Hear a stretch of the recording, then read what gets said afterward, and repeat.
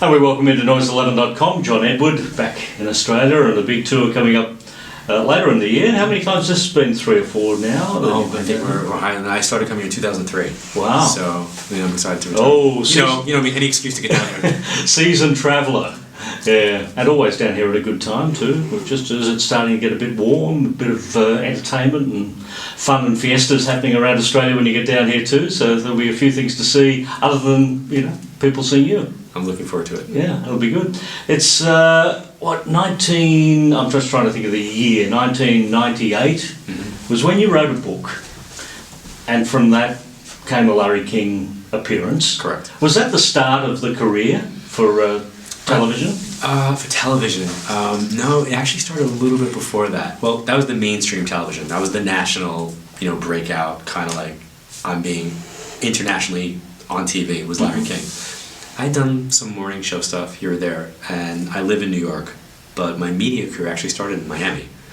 I had done radio in Miami, and then I was put on television in Miami. And I remember being very nervous about it, and a friend of mine who was in New York said to me, "Listen, if you suck, who's going to see it? Like, if you totally tank out, you can't do it on TV, or if you get too nervous and you can't make sentences come out, nobody's going to know about it. This is pre-social media." But it went really well, and then I kept getting invited back. So I kind of got my feet wet in the Miami area, and then I started doing stuff in New York, and then Larry King happened. Right, because you weren't initially doing it as an entertainer, were you? I'm still not doing it as an entertainer. I started, at 15, just doing readings, and it was people talking, and by word of mouth, it kind of just grew, and I'm trying to figure out where to put them. And then I started doing groups, and then from the groups, I recognized that I needed to get a message across as far as what it was that I was doing. So when I wrote the book, and then by nature of trying to get a book published, the publicist, they've got to run a business and they want to sell books, so then you find out that you have to do media in order to let people know that there is a book. And I was always comfortable in radio, they wanted me on TV, and that was kind of how the dynamic started. And then I encountered the producers who said, "Would you ever do your own show?" And I said, "Yeah." I said, "I'd like to do a national radio show. I'd love to be able to do radio." And they were like, "No, not radio, TV." And I was like, "No, I don't do TV, I do radio." And they said, "Well, would you give us 6 months to see if we can get a show together?" And I said, "Yeah, but we'll wind up on radio." Next thing you know, I was doing a pilot for Crossing Over. Crossing Over was on the Sci-Fi Channel, and that went. So it was it just kind of just trickled. But it wasn't like I planned it. And suddenly you're on TV. People start noticing you in the street, don't they? They did, but it was funny because it's like I know you, but they didn't know where they knew me from.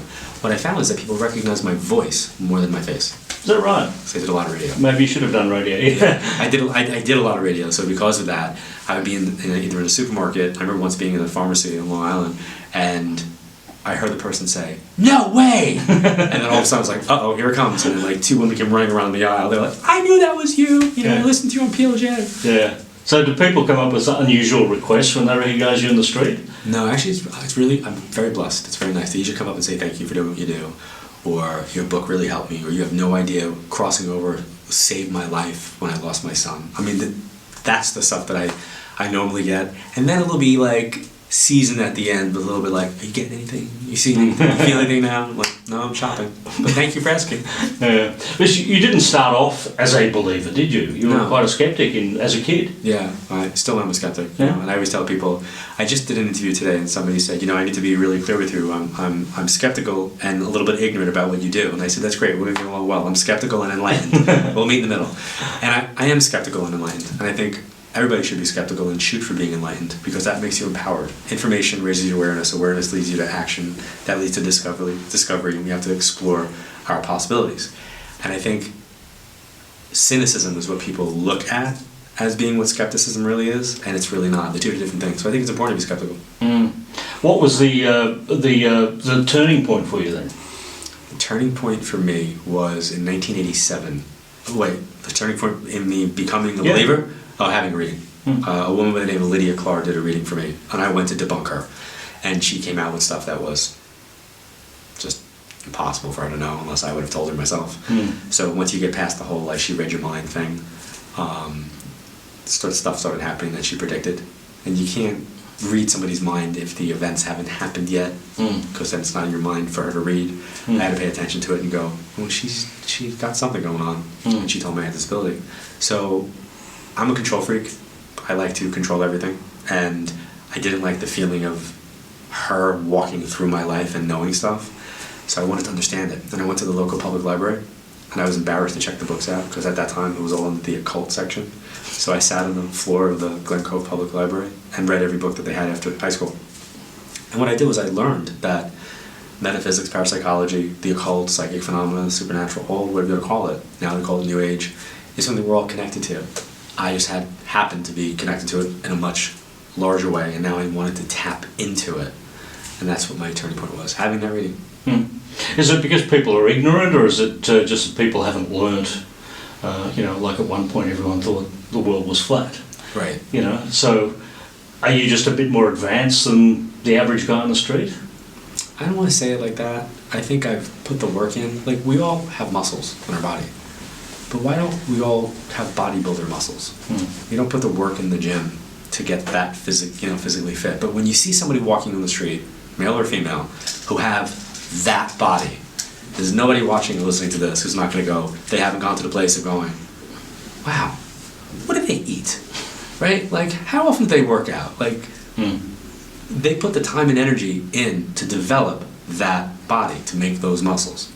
I've just done that. I've just put the time in to develop my psychic muscles so that I can actually use them and become stronger with them. But I think we all have intuition. Maybe not to the point that they can enter a competition and that they can do it for other people, but to the point that they can actually make their own intuition stronger. When you do a reading, it seems when we're watching it on television that you're being spoken to in clues. Symbols. It's symbols. Yeah, it's like symbols for me. So it's never a blunt answer to tell somebody what's going on? Well, I think that's what they are. For me, that's what they are coming out with. They're coming out with what I call evidence or validation to let you know that it's actually them. It's to support that they're with us, that they love us, that they're connected to us, but I think it's important to look at the information and know who you're talking to. So for me, I think I've been accused of being too blunt, or sometimes too factual, and not what's the word? The LA Times said I wasn't warm and fuzzy, that I happened to be like a New York City cab driver who was psychic. But my goal is to give information, not to give a feeling. So I think it is that, but it does come through in symbology, my life, my fragments of experiences, and I got to figure out what it means. Not always accurately, but I always leave the client with what it is that I'm seeing, hearing, and feeling. Does it work on you? Can you read yourself? You can, but you don't have the same objectivity that you do for, like, if I'm sitting with a stranger and I see something, like, I have no connection to it. I just be like, I'm seeing that, and that's what it is. But when you for yourself, now you have to kind of go, well, what if I don't want that? Maybe it's this. So it's really hard to be objective. It's like a doctor trying to operate on themselves. If you really, really want clarity or objectivity, sometimes you have to go to somebody else to ask their opinion on it. See if it correlates with what you're feeling or what you're getting.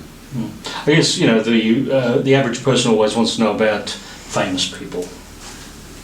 Do famous people come through any clearer than just man on the street? No, not at all. I mean, I've made a few connections with people who have crossed over who are famous, and they're just people. No velvet ropes on the other side, no red carpets. It's just the role that they played when they were here. It's part of their experience, no different. Who's the most famous person that's come through? I could say this only because she talks about it publicly, but I read a woman by the name of May Pang. And John Lennon, right. John Lennon came through. But he came through to me as John, the guy that was shot. I was like, you were connected to a John who was shot? And she's like, nodded. I go, there's like fame around him in some way. And she was like, yeah. And then I went on to other stuff in the reading. It was a brief little snippet in the experience. And then at the end of the session, she was like, do you want to know who you were talking about? And I was like, sure. And she's like, John Lennon. And I'm like, as in the Beatles? And she's like, yeah. And I had this moment of like, oh. And then I went to, I think, where anybody else who would have been listening to that reading is, gee, I would have thought there would have been something a little more, about that. But there wasn't. Because there were other people in her family who showed up, and there were other normal, regular things. So I sit back and, people can Google that because she's online and she's talked about it. I wrote about it in one of my books. The show you do now is, I guess, more like the cross-country show than the crossing over show, isn't it? No, it's actually more like crossing over. Yeah? Plus, what I'm doing online. I do an online show called Evolve, and it's kind of like my buzzword. I feel like for the first part of my career, I was building bridges to the other side. So my newsletter at that time was called Bridges.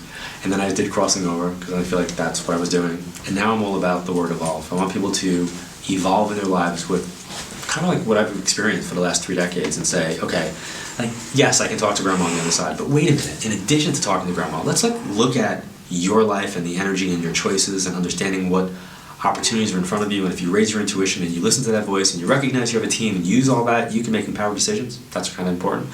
So it's like crossing over live with Evolve in it. So what do we expect out of the show for November? Expect a lot of readings, a lot of questions being answered for the folks that are there, and tools for life, like insights that come through during the course of the reading. So not just, I'm reading that person over there, and now for the next 15 minutes somebody's going to take a snooze or go to the bathroom because they don't care about that person. It's using that person as a teaching tool so that anybody in the room can understand why it's important that that person's coming through and how it can affect you, even though I'm not talking to you. You've performed in America, in Australia. Australian audiences are very reserved. Does that make it harder for you? No, I love Australia. I love Australian audiences. I don't find them reserved. I find the UK audiences reserved. But I love coming here because I feel like there's just for me, energetically, I have an Australian heart, or I have an Australian soul in some way. I don't know if I had past lives here. I love it here. I love the energy here. I love connecting with the folks here. And I look forward to coming here. This is the only place I really come here to do media. You know, I'll look for an excuse to come on down just to kind of experience it because I like the energy. Do you watch TV shows like The Mentalist? I don't watch a lot of TV. I binge watch TV, so I'll watch through shows. Now I'm on Game of Thrones, so it's like I'll power through shows. Breaking Bad, but I haven't watched The Mentalist. What about any shows that you've watched where you actually go, yeah, they're actually pretty spot on with what you do? Not a lot. I mean, Ghost, the movie, and that was just a Hollywoodized version of it. The one scene in The Sixth Sense when the little kid is talking to his mom in the car and you don't see anything, but he's relaying to his mom that his grandmother had come through and gave him information. That was probably one of the most spot on, I think, depictions of what this is. It's very subtle. In Hollywood and TV, they glamorize it or they make it something that's more what they think it should be, stereotypical, or woo or spooky or haunted. And by comparison, it's kind of subtle and boring, but powerful and important. In Ghost, the Whoopi Goldberg character or the Patrick Swayze character are you talking about? The Whoopi Goldberg character is the medium, and her abilities to be able to get the information. I think that was pretty spot on. But she really had to drag it out. There's one scene where there's a whole lot of people hovering around it. Do you have that crowded situation? I do. I definitely think there's a whole bunch of spirits from Jersey waiting to come through, as she says in the movie. But no, there's a definite queue, we'll call it, right? Here you say the word line up would be a queue. There's definitely a queue of energies that are waiting their turn to kind of come through. And I always say I can get to as many people as people can allow if they know their family and friends when I'm sitting in front of them. You've been asked to appear on numerous shows over the years. I think Will and Grace was one. When crossing over the air, one of the producers that I have known for a long time, she goes, "Will you please come on and play yourself?" And I said, I don't think I could do that. And she's like, "Why?" I go, I can't act. And she goes, "It's okay." She goes, "Well, I just want you to be you." And she goes, "What could you do?" And I said, "Well, what do you mean?" She said, "Well, give me a scenario. What's going on now?" I said, "I'm doing book signing." She's like, "Perfect." So they wrote that episode where here I am in the bookstore doing, my big line was, who do I write this out to? Which is what I would say in a book signing. And I remember during the day, I'm going to forget his name, I think it's James L. Brooks was the director, or whatever, the big Hollywood guy. He was this voice in the darkness, and after we went through the rehearsal day, I was like sitting at the desk, which was the set, and all I hear this booming voice say is, "You're really good at what you do." And I went, "Thank you." And then he paused and he goes, "Because you sure as shit can't act." And I cracked up laughing. I was like, "Thank you again." It was a fun experience. Yeah. Well, so now you've got something in common with Bob Dylan, because Bob Dylan also appeared in Will and Grace. Very cool. Very good. It was an awesome experience. It was kind of like fun because I was a huge fan of the show. So to kind of be able to do that was kind of cool. What was Family Guy all about? Family Guy, they actually asked me to voice myself in Family Guy. I think I pierced that pop cultural veil where people knew who I am or knew I was at the time. So it became an easy, quick pot shot or like the one-liner or the whatever. So Family Guy was cool. South Park, not so much. South Park became the one that I still get to, this day, where I was I don't know what the name is, but if I can say it, can I say it? Yeah. Where they like deem me the biggest douche of the universe. So it's like to this day, every day I get 10-year-olds and 12-year-olds when I watch this, go to Facebook. It's like, ha, they write that in. But when you pierce the pop cultural veil, you've got your message across. Because they wouldn't do that. They wouldn't try to parody you. if people would get the humor. Yeah, I guess if you get name checked on South Park, good or bad. Good or bad, it means something. It does. I would prefer the not having it. You know, it didn't bother me, but now I have a son that's almost 12. Mm-hmm. So it's like, he's of that age. It's like, okay, so here, we have to have the conversation. And people are like, you know, you talking about like sex and porn? I'm like, no, I'm talking about South Park. You know, it's like, we have to talk about that, because it's not cool when, you know, kids his age are going to snicker behind his back about his dad's quote-unquote TV name. But, you know, it raises a dialogue and a conversation, so I'll take the opportunity as a platform. Is it part of a gene? Does it get passed on to the kids? Like, do your kids become psychic? No, they definitely have. I jokingly call it the freak gene, and they definitely have it. It's definitely been passed down. I'm not training them to be psychic. I'm training them to be aware, but that will develop their abilities. So it's kind of like I'm developing your abilities to be aware, but not to do readings, but yet to be intuitive. So yeah, it definitely. It's like speaking a language. If you know, their mom's family is Portuguese, they hear Portuguese, they speak Portuguese. I speak energy, they're going to speak energy. Well, they'll do the opposite of whatever you do when they grow up anyway. They'll probably become lawyers. No, they'll really embarrass you. They'll be lawyers, but they'll be psychic lawyers. They'll be using intuition in the courtroom. There's a plot for a TV show. Has to be. They can't, you know, it's like, there's no I mean, it's a language that we speak in the house, so it is what they're going to grow up knowing it, no different. Yeah. Well, it's good to see you back down in Australia, and it's good seeing you again as well. I've seen John's show, and I can assure you that, you know, people might say things out there, but, you know, the people that go along to the show feel very comfortable, and I guess they you see the look on people's faces. They come out with positive thoughts, don't they? They do, and my goal is to leave people better than I find them. Yeah. So I do it every time I step foot in, you know, doing a reading or an event or a seminar. It's my goal. Yeah. John Edward here at Noise 11. Thank you.